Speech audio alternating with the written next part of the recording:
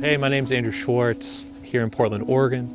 I am an alumni of PLU, class of 2007, and I am the Director of Sustainability and Global Affairs at the Center for Earth Ethics, which is based at Union Theological Seminary.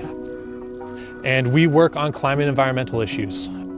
A lot of the work that we do is with frontline, marginalized, vulnerable communities, and always asking the question of how does climate impact people? How's it impacting communities? And how are the solutions that we're deriving simultaneously slowing down global warming, as well as solving for the problems that exist in our communities? There's no mistaking the role of environmental racism. There's no mistaking the choices that are made to put the worst impacts of climate on communities that are vulnerable or suffering or marginalized.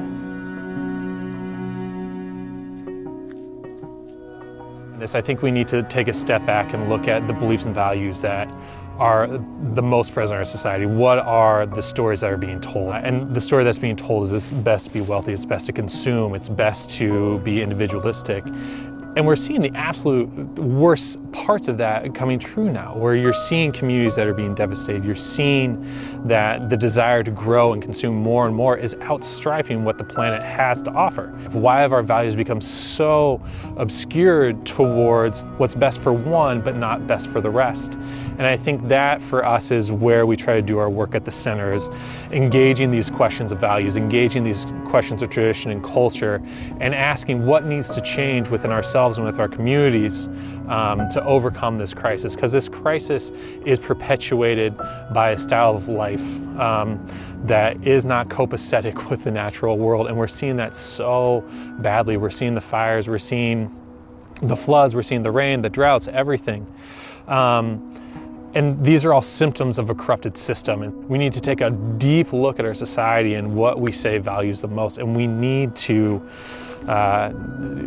reevaluate what that means and ask ourselves, you know, what is the community mindset going forward? How do we listen to, you know, the core beliefs and wisdom from our past traditions, whether that's Christian or Buddhist or Muslim or any religious tradition, indigenous traditions, as well as the best of what today has to offer, and say, all right, we know we have the technology, we know we have the science, that all exists. What doesn't exist is the willpower.